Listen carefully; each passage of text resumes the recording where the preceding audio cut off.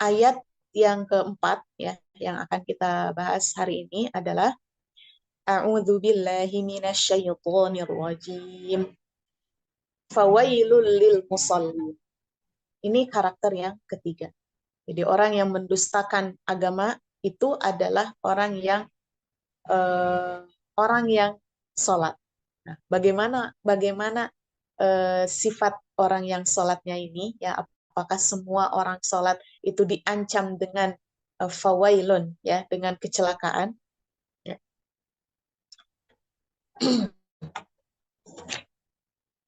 Oke, apa itu wailun? Ya, wailun itu adalah syiddatul adzab, ya, siksa yang amat keras.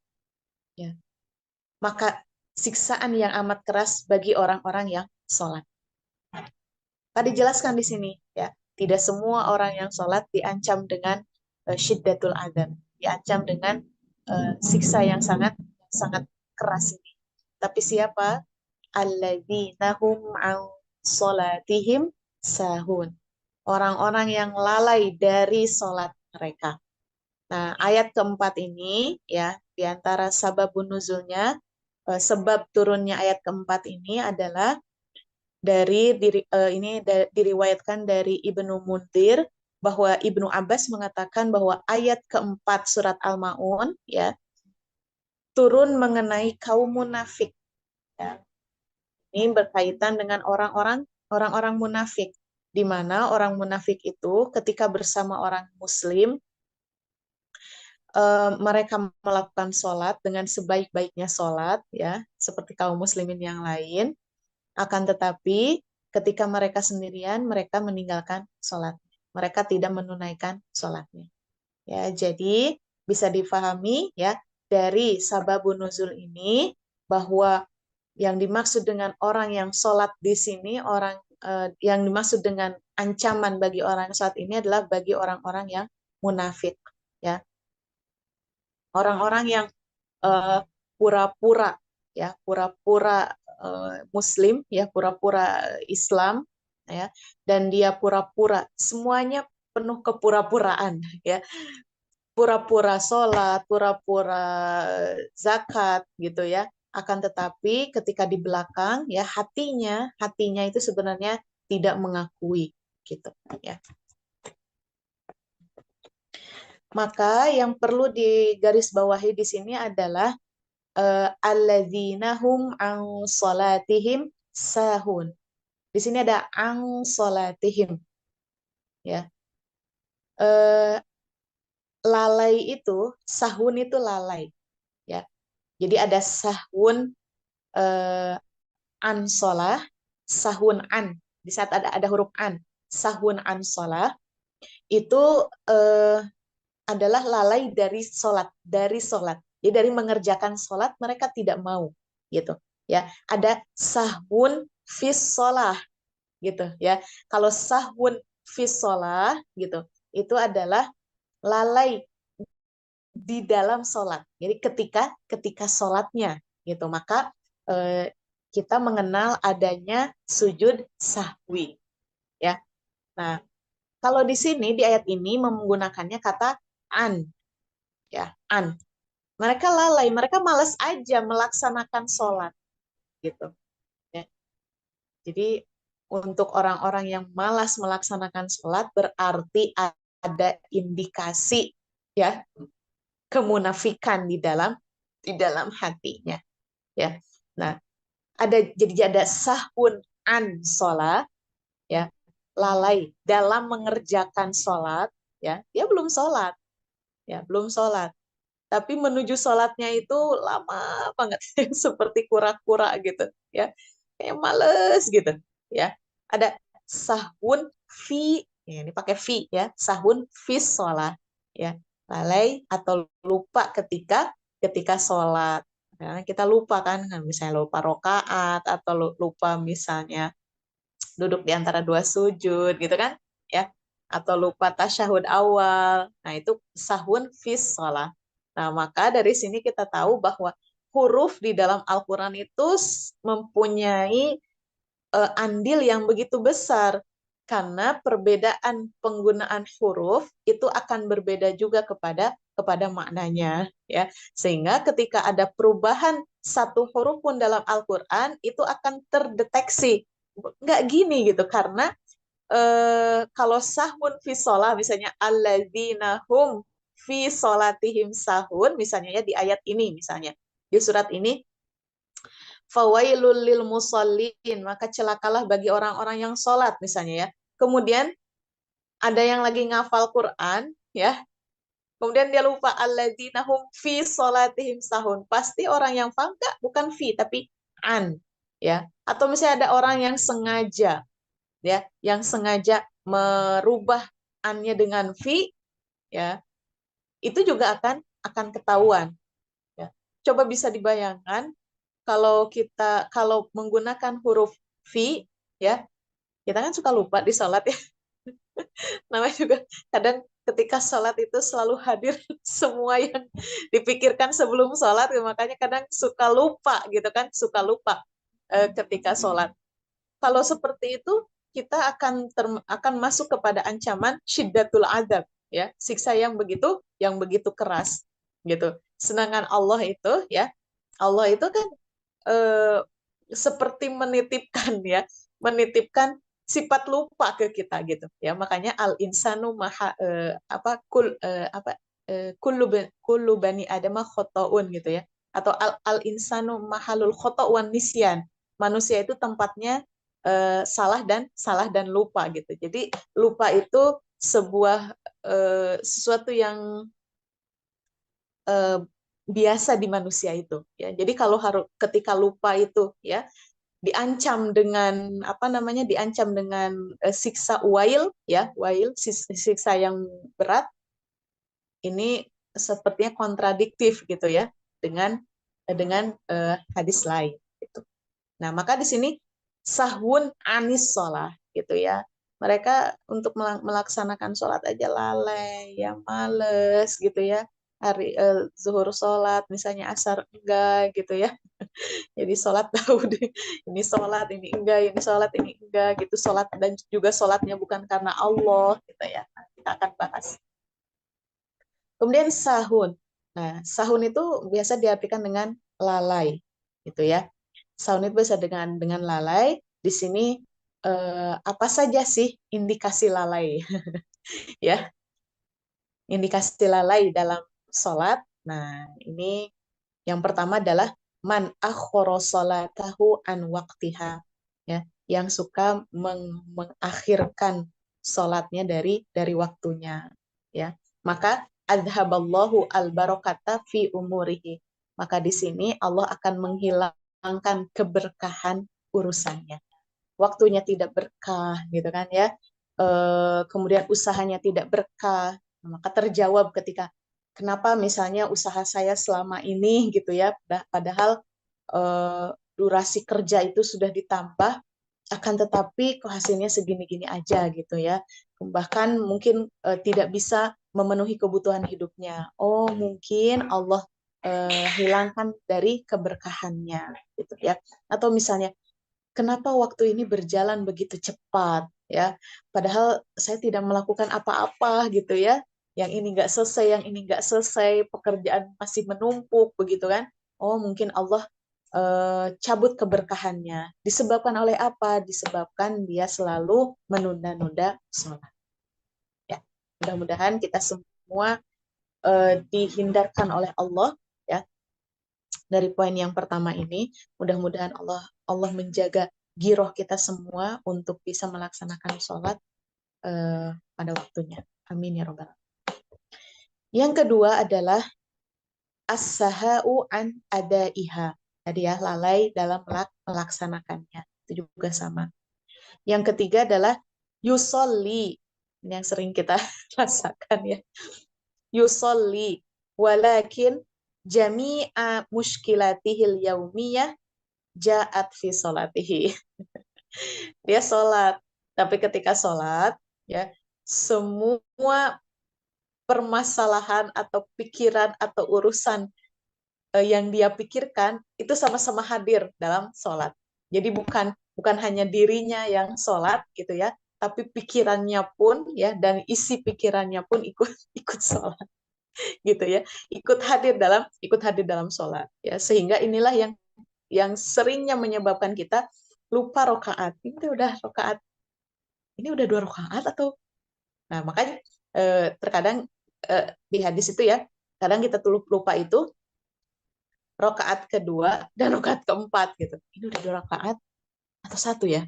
Ini tuh udah 4 rokaat atau 3 ya? Nah, kenapa hal itu bisa terjadi? Karena yaitu pikiran kita disibukkan oleh hal-hal atau urusan-urusan yang datang sebelum sebelum sholat, ya begitu. Maka banyak sekali pembahasan-pembahasan tentang bagaimana cara sholat yang khusyuk gitu ya. Mungkin ibu nanti bisa bisa eh, apa di diikutin lah ya, mudah-mudahan. Bahkan sesuatu yang misalnya kita lagi nyari sesuatu aja, itu ingat ketika ketika sholat gitu ya, dan ingin segera mengakhiri sholat ya, untuk mengambil atau untuk mengeksekusi sesuatu yang lupa itu. Kemudian yang keempat adalah al-musolli lam yarju sawaban walam yakhuf intarokah. Ya, orang yang sholat tapi dia tidak mengharapkan pahala Allah dan juga tidak takut ketika meninggalkannya. Ya, jadi dia sholat itu ya semau dia saja, tidak mengharapkan pahala dari sholatnya. Berarti dia memang tidak niat gitu ya. Karena kalau kalau orang yang niat sholat berarti itu menunjukkan apa? Menunjukkan bahwa sholat itu ada harapan mendapatkan pahala dari sholat itu. Ya, walam yakhuf in tarokaha. Ya, dan dia tidak takut jika meninggalkan sholat. Maka di sini orang yang sholat itu terbagi kepada 2. Yang pertama adalah sholat karena ketaatan kepada Allah. Sholat karena keimanan kepada Allah. Yang kedua adalah sholat karena taqiyah. Ya, taqiyah ini mungkin ibu-ibu pernah dengar ya di istilah orang Syiah.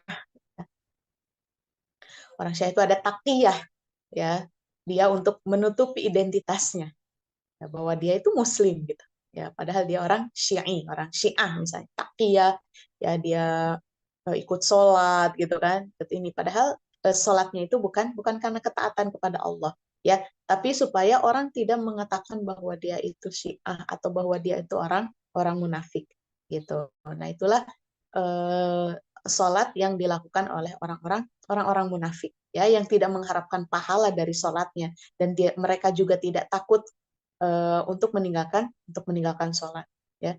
Jadi luar biasa ya gerakan bawah tanah orang-orang munafik pada zaman Nabi Muhammad SAW itu sangat luar biasa, dan sampai tidak bisa dibedakan, ya.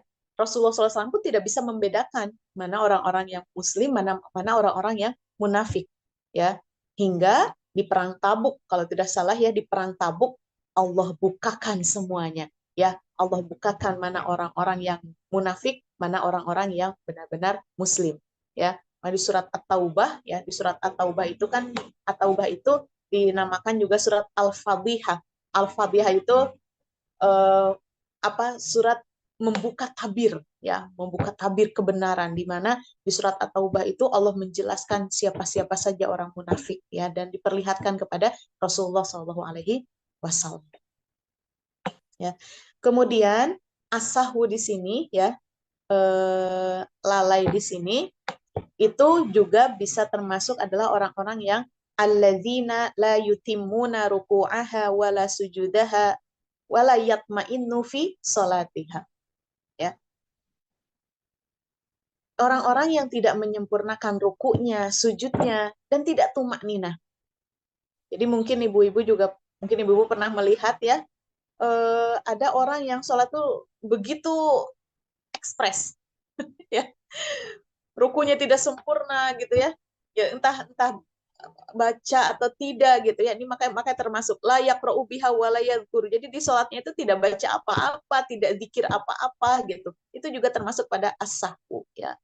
Orang-orang Muslim tidak akan seperti itu, karena mereka tahu bahwa sholat itu isinya adalah doa. Sholat itu lisan itu berzikir gitu ya. Jadi ketika ada orang yang sholat tapi sholatnya cepat ya, sholatnya cepat, rukunya, sujudnya gitu ya. Apalagi mungkin nanti pas Ramadan ya, pas Ramadan banyak sekali ya video-video yang berseliweran gitu ya, di mana ada orang-orang yang sholatnya banyak akan tetapi dia tidak tumaninah gitu ya. Itu pun termasuk kepada asah. Ya. Jadi bacaan itu kalau kita membacanya dengan benar gitu ya, maka ruku itu akan lama, sujud itu akan lama gitu ya, dan kita akan benar-benar meresapi pikir kita, doa kita gitu ya. Jadi jangan sampai sholat yang khusyuk itu ketika kita ditimpa masalah. Jadi kalau ditimpa masalah baru sholatnya benar-benar khusyuk gitu. Kalau semuanya sudah terpenuhi gitu ya, nah, sholatnya sebatas formalitas ya, sebatas rutinitas. Seperti tadi yang saya bicara, yang saya sampaikan bahwa tolok ukur ya keimanan seseorang ya terhadap hal yang gaib ya, salah satu yang hal yang gaib itu adalah apa, hari akhir ya, itu dari sholat kita. Hanya yang dibahas di surat ini adalah tentang sholat. Kemudian kalau ini jelas untuk orang munafik. Wa idza qamu ila sholati qamu kusala. Ya. Dan apabila mereka melaksanakan sholat, mereka melaksanakan itu dengan malas-malasan gitu ya. Dan di antara indikasi kemalasan itu apa? Yaitu ya sholatnya tidak tumak nina, kemudian tidak berdoa, tidak berzikir, tidak membaca apa-apa di dalam sholatnya. Gitu ya. Maka hal yang mendasar yang harus diajarkan kepada anak-anak sebelum menyuruh mereka sholat adalah mengajarkannya tentang bacaan sholat ya. Jadi diajarkan tentang bacaan sholat ya, ditalkinkan lah ya, ditalkinkan tentang bacaan sholat gitu. Baru setelah mereka masuk usia 7 tahun ya, mereka diajak untuk sholat. Maka memang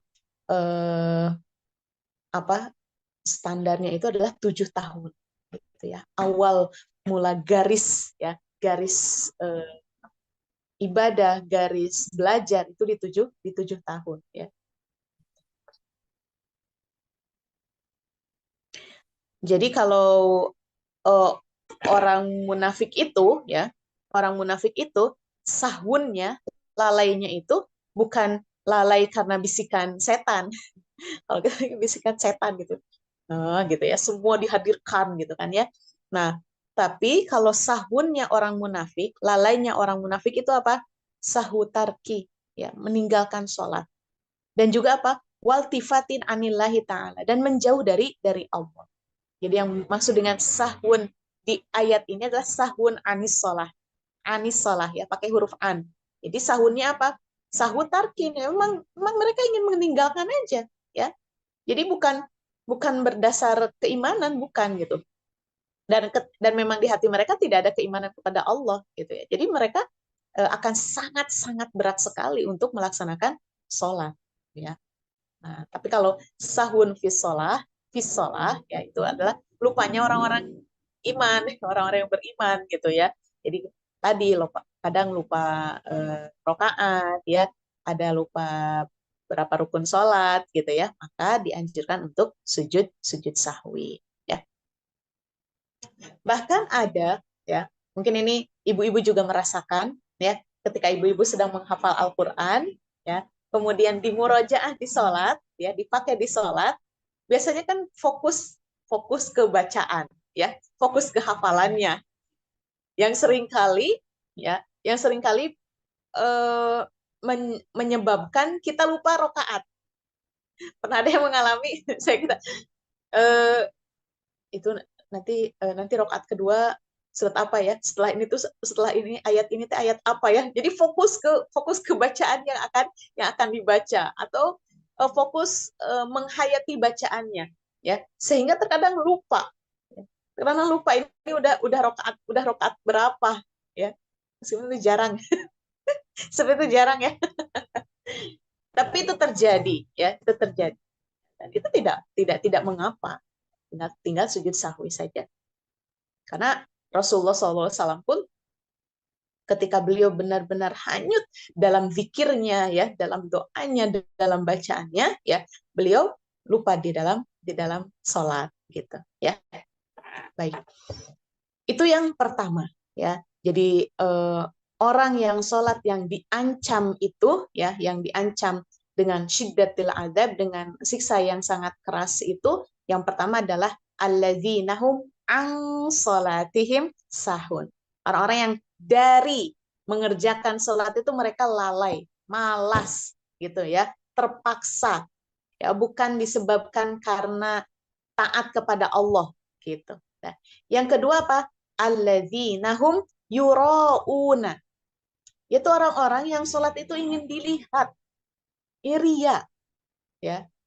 Jadi kalau misalnya banyak orang dia baru sholat, kalau dia sedang sendiri maka tidak sholat, ya. Maka hati-hati dengan sifat ria ini. Jadi ria itu adalah sesuatu yang bisa mengotori keimanan kita. Ya, ria itu apa sih? Ria itu kan ingin dilihat, ya, mengharapkan pujian orang lain, ya. Sedangkan kita kan mengharapkan ridho Allah, ya. Meskipun emang gampang sih kalau ngomong mengharapkan ridho Allah, ya, tapi kadang kita juga pengen gitu dilihat orang gitu, ya. Nah, makanya kata kata Rasulullah SAW, sesungguhnya sesuatu yang paling aku takuti dari umatku itu adalah apa? Syirik kecil, ya. Dan syirik kecil itu apa? Ria. Karena ternyata ria ini ketika ditumpuk, ya, ketika dirawat dalam diri kita, ria ini nanti derajatnya atau tingkatannya akan masuk kepada syirik besar, ya. Nah, maka di sini kita akan membahas, ya, tentang syirik sedikit, ya. Syirik itu kan ada syirkul akbar, ada syirkul asghar, ya. Syirik besar, ada syirik kecil, ya. Syirik besar itu apa? Ketika kita menyekutukan Allah dalam hal ibadah, itu syirik besar. Yang dosa yang tidak diampuni oleh Allah, ya, itu adalah syirik besar, yaitu kita menyekutukan, ya, seseorang menyekutukan Allah dalam ibadahnya, ya. Juga, ya, yang termasuk kepada syirik besar ini adalah ketika kita meyakini bahwa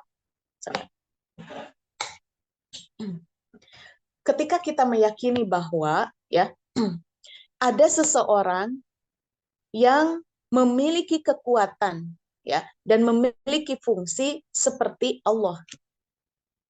Seperti orang-orang yang menggantungkan hidupnya, ya, kepada selain Allah. Nah, gambarannya misalnya begini. Ketika seseorang taat, ya, kepada orang lain, kepada sesama makhluk, ketaatannya itu luar biasa, sehingga menghilangkan nalarnya, ya, sehingga menghilangkan objektivitasnya, ya. Dia tidak bisa membedakan mana yang benar, mana yang baik. Sesuatu yang bersumber dari orang itu pasti baik, ya.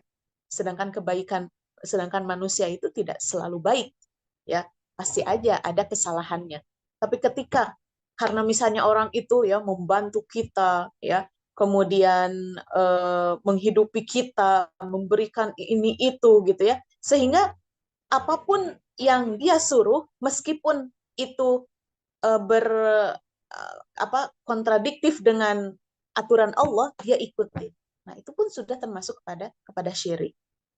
Dimulai dari apa? Ya, tidak mungkin ada ujung-ujung seperti itu, ya. Dimulai dari dia melakukan sesuatu bukan karena Allah, ya, tapi misalnya ingin naik jabatan, ya. Dia ada istilahnya ria dalam perbuatan. Ria dalam perbuatan itu, ya, sikapnya baik, ya, ucapannya baik, gitu ya. Dia menjaga segala sesuatunya, tapi yang melandasinya itu, ya, bukan karena ketaatan kepada Allah, ya, tapi karena ada satu kepentingan yang dia usahakan. bermula dari situ ya, dia mulai tidak bisa eh, apa tidak tidak bisa bersikap netral ya. Jadi ini tuh salah gitu. Tapi kan dia ini yang menjamin hidup saya. Berarti saya tetap harus mengatakan bahwa dia itu benar, bahwa hal ini benar, padahal ini salah ya. Jadi sana ada konflik kepentingan gitu ya dalam dirinya. Itu bermula dari ria, dari ria, dari syirik kecil ya. Meskipun memang butuh proses dan waktu yang panjang ya untuk kita sampai kepada titik bahwa kita tidak peduli dengan omongan orang lain, kita tidak peduli dengan penilaian orang lain ya. Eh, kita mau seperti ini yang penting Allah ridho, kita meninggalkan ini karena Allah tidak ridho, kan itu ya. Tapi terkadang kita eh, menjadi banyak banyak dimanipulasi gitu ya. Karena apa? Yaitu karena yang kita harapkan masih penilaian penilaian orang lain. Ya. Nah, eh, itu ria.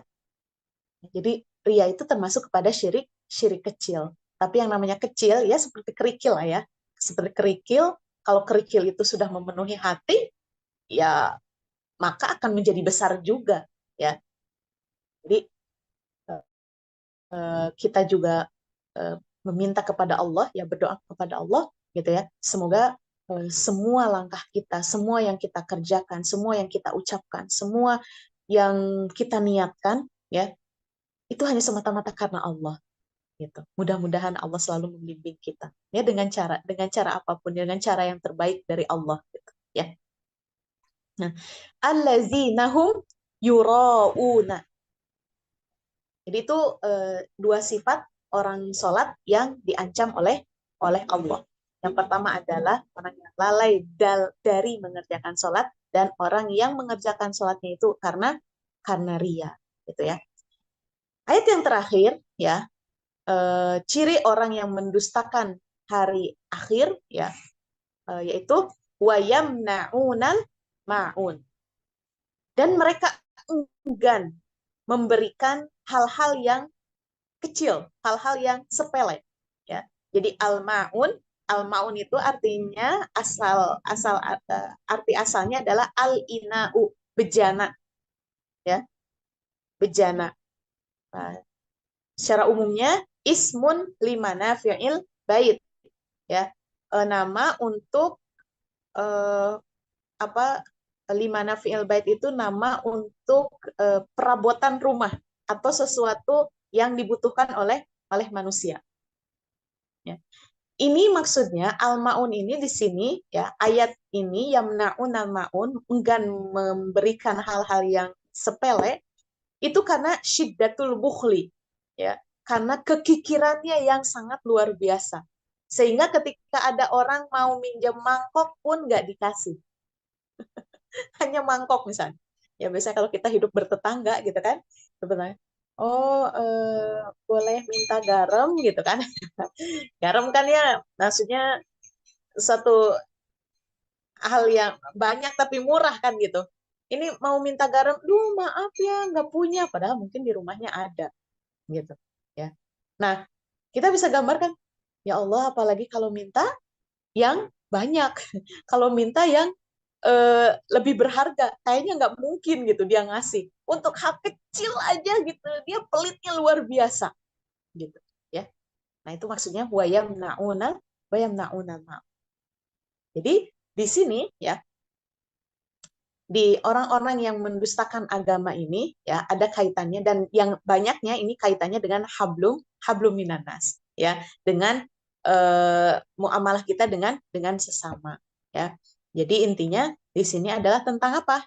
Tentang sifat kikir ya, sifat kikir dan ketidakadaan kasih sayang terhadap terhadap orang lain gitu ya. Karena kalau orang yang eh, mengimani kepada hari pembalasan, dia akan paham bahwa sekecil apapun kebaikan nanti akan dia ambil di akhirat ya. Jadi apapun kebaikannya meskipun kecil itu akan diambil, apalagi kebaikan yang lebih besar lagi. Maka ini adalah ayat ini ya, surat ini kalau mafhum mukhalafahnya ya, pemahaman berbedanya, pemahaman uh, terbaliknya itu adalah anjuran untuk kita berbuat baik kepada orang lain ya, anjuran atau ciri orang yang beriman kepada hari pembalasan itu adalah mereka menyayangi anak yatim, memerhatikan anak yatim, mengayomi anak yatim, ya. Mereka berkasih sayang kepada orang miskin, ya, memberikan makan kepada mereka, memerhatikan kehidupan mereka, ya. Kemudian apa? Selalu bersemangat dalam melaksanakan sholat dan mereka tidak sayang ya atau tidak merasa berat untuk memberikan hal-hal yang sepele ya. Nah, itu inti sari dari surat surat Al-Maun.